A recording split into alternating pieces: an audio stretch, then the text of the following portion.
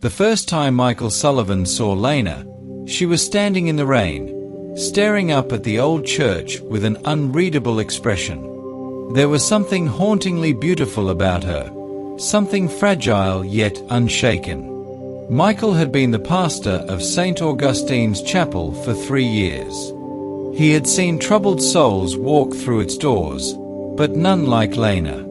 She never spoke during services, never stayed after. Yet, every Sunday, she was there, seated in the same pew, eyes heavy with something unspoken. Then one night, she appeared at his doorstep. "I need to talk." Her voice was calm, but Michael could see the war behind her eyes. He invited her in, offering her a seat across from the fireplace. The flames danced over her features, making her look almost otherworldly. "Tell me," he said. She hesitated, then whispered, "Have you ever loved something that was killing you?" Michael felt a chill crawl up his spine. Lena told him everything. She had lived a life of quiet destruction, bound to a world she despised but could never leave. She was the mistress of a powerful man, a man who owned her not just in body, but in soul. "I met him when I was 18, she murmured, staring into the fire. "He was older, dangerous, but he made me feel alive. He promised me the world, and I believed him. At first, it had been intoxicating. The wealth, the luxury, the sense of being chosen. But the chains were invisible at first, subtle manipulations that became demands, soft words that became threats. He never hit me," she admitted. "But he never had to. He owned me with his silence, with his absence, with the knowledge that I was nothing without him." Michael swallowed hard. "And now?" Lena smiled bitterly. "Now, I belong to him. Even when I try to leave, I find myself going back. It's like..." She hesitated, then looked at him with something close to shame. "It's like I love my own destruction." Michael leaned forward, his voice gentle but firm. "Lena, you don't have to stay in the dark. You can break free." She let out a soft, breathy laugh. "I wish it were that simple." Michael prayed for Lena that night. But even as she bowed her head, he sensed something resisting, something that wanted to stay bound. Over the next few weeks, she kept returning. Sometimes for conversation, sometimes just to sit in silence. Michael saw the battle in her, the way she wanted to believe in a way out, but feared what freedom would cost. "You don't understand," she told him once. "The moment I try to leave, he finds me. It's like he can feel it." Michael frowned. "He doesn't own you, Lena." She smiled, but it wasn't the kind of smile that reached the eyes. "Doesn't he?" And then, one night, she didn't come. Michael didn't see Lena for weeks. Every day, he wondered if she had finally escaped, or if she had been pulled deeper into the abyss. Then, late one evening, she appeared at the church steps. But she wasn't alone.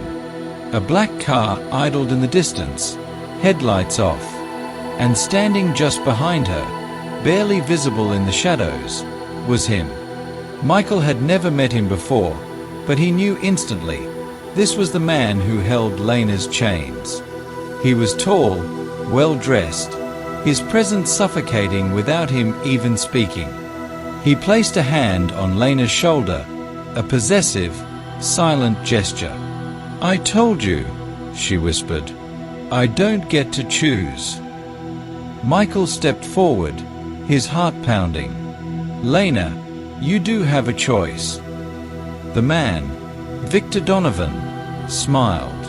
It was a slow, knowing smirk. "Pastor, you don't understand. Lena and I have an arrangement." Michael clenched his fists. Slavery isn't an arrangement. Victor chuckled. She came to me willingly. She stays willingly. Isn't that right, my love?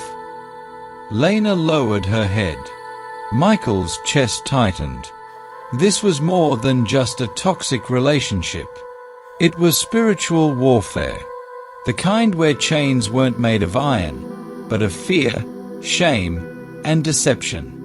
Lena, he said softly, look at me. She hesitated. Do you want to be free? A long silence. The wind howled around them. Then, Lena nodded. Michael barely had time to react before Victor's expression darkened. His grip on Lena's shoulder tightened. Wrong answer. What happened next was a blur.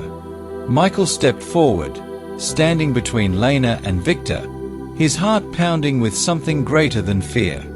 You don't own her.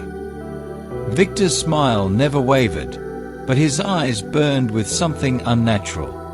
That's where you're wrong, Pastor. The world seemed to tilt. Shadows stretched unnaturally long. The air grew heavy. Michael felt it then, the presence behind Victor. Something ancient. Something unseen but suffocating. Lena gasped, gripping her head as if unseen hands clawed at her mind. Michael prayed. Not a whisper, not a plea, but a command. A declaration that Lena was no longer bound. The darkness trembled. Victor staggered back, his smirk faltering. His eyes met Michael's for a brief moment, and for the first time, there was fear. Then he turned and walked away. No threats, no words, just retreat. The car pulled away. The weight lifted, and Lena fell to her knees, sobbing. In the weeks that followed, Lena's transformation was slow but real. She laughed more. She spoke without fear. One day, as they sat in the empty church, she turned to Michael and whispered, "You know, I loved him once. I really did." Michael nodded. "I know." She took a deep breath. "He was my beautiful demon." Michael met her gaze. "Not anymore." Lena smiled, this time a real one. The past still whispered, but it no longer owned her.